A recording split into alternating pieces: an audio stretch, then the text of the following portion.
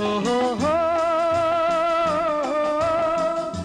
मैं देव आनंद साहब के बारे में बात करने जा रही हूँ और आप सब भी पार्टिसिपेट कीजिए और मुझे बताइए कि आपको देव साहब की सबसे अच्छी कौन सी बात लगती है, आपको उनका सबसे अच्छा गाना, सबसे अच्छी मूवी कौन सी लगती है। तो देव साहब हम सब जानते हैं, ग्रेट एक्टर, और उन्हें हिंदी सिनेमा का पहला स्टाइल आइकॉन भी कहा जाता है। ओ मेरे हमराही, मेरी बाह थामे चलना, बदले दुनिया सारी। और उनकी तुलना हॉलीवुड एक्टर ग्रेगरी पेक से की जाती है, पर ऐसा कहा जाता है कि देवानंद जी को ये कंपैरिजन पसंद नहीं था, क्योंकि वो अपनी इंडिविजुअलिटी पर बिलीव करते थे। गवर्नमेंट ऑफ इंडिया ने उन्हें पद्म भूषण और दादा साहेब फाल्के अवार्ड से नवाजा। अपने जीवन के एंड तक उन्होंने सिर्फ काम किया, काम कभी नहीं छोड़ा, और बहुत सारे लोगों को मौका दिया, टैलेंटेड लोगों को उन्होंने एक प्लेटफॉर्म दिया और वो आगे जाकर बड़े स्टार्स बने, जैसे कि जरीना वहाब, शत्रुघ्न सिन्हा, जैकी श्रॉफ, जीनत अमान, टीना मुनीम और भी कई नाम हैं। तो टैलेंट को हमेशा आगे बढ़ाते थे, यंगस्टर्स को मोटिवेट करते थे, आगे बढ़ाते थे। और उनका जन्म पंजाब में हुआ था, उनके फादर एडवोकेट थे।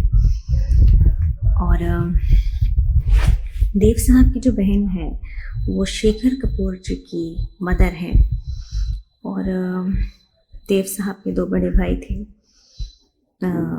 जो सबसे बड़े भाई थे वो भी लॉयर थे उनके पापा की तरह, और उसके बाद चेतन आनंद, उसके बाद देव साहब, और सबसे छोटे भाई थे विजय आनंद।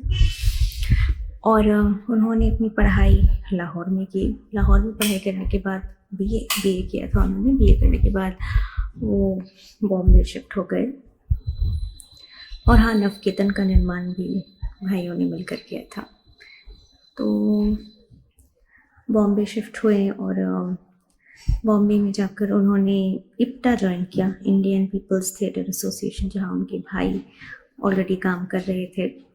तो पहले तो देव साहब ने बॉम्बे में कुछ क्लरिकल जॉब्स किए, पर वो हमेशा से एक्टर बनना चाहते थे, और उनके इंस्पिरेशन थे अशोक कुमार साहब। देव साहब ने कहीं पर कहा था कि उन्होंने अछूत कन्या देखकर उन्हें एक्टिंग करने का इंस्पिरेशन आया अशोक कुमार साहब से। और सबसे पहला ब्रेक उन्हें मिला 1946 में, प्रभात स्टूडियो की फिल्म थी। फिल्म का नाम था हम एक है, हिंदू मुस्लिम यूनिटी पर बनाई गई थी ये फिल्म।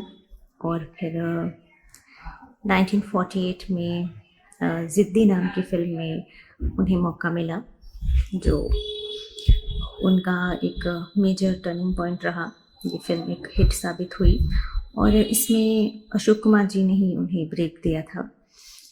और उसके बाद एक और मेजर माइलस्टोन के करियर में आया फिल्म बाजी के साथ, जो शायद 1951 या 52 में रिलीज़ हुई थी। और इससे सिलसिला शुरू हुआ देव साहब की बॉम्बे नॉयर फिल्म का, जो आप जानते हैं कि देव साहब की जो उस पीरियड में ऐसी फिल्में आती थी जहाँ पे वो ग्रे शेड्स प्ले करते थे। तो जैसे कि काला पानी वगैरह, तो वो ग्रे शेड्स वाले कैरेक्टर काफ़ी उन्होंने किया था, जिसे बॉम्बे नॉयर फिल्म्स कहा जाता है। और के बाद उनका सबसे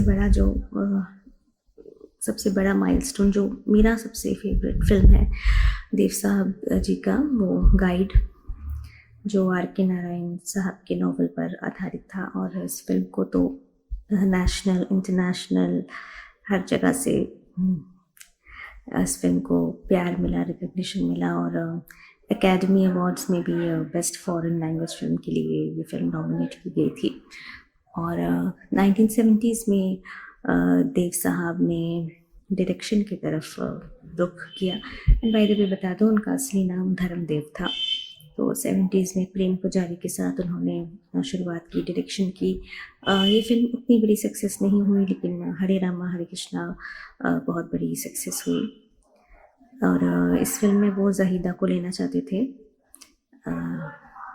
पर जहीदा ने कहा कि मैं सिस्टर का रोल नहीं प्ले करूँगी। तो ज़ीनत अमान को ये मौका मिला एंड ज़ीनत अमान के लिए ये मौका एक वरदान बन गया। और देव साहब की डायरेक्टेड फिल्मों में आप उनकी जो एक view point, cultural view point of the world ये देखते हैं, और बहुत सारे सोसाइटी के इश्यूज़ आपको उनकी फिल्मों में देखने को मिलते हैं। हाँ, सुरैया जी के साथ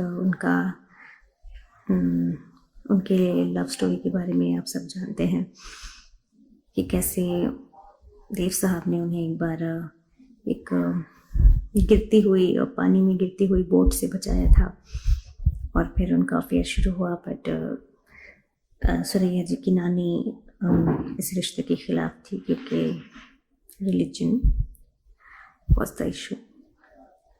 फिर कल्पना कार्तिक जी से उनकी शादी हुई। तो देव साहब के बारे में आप जो भी सोचते हैं मुझे कमेंट सेक्शन में लिख कर भेजिए, और आपको आगे चलकर किस तरह के टॉपिक्स में वीडियोस चाहिए वो भी आप हमें बता दीजिए। और तब तक के लिए bye bye, good night, take care.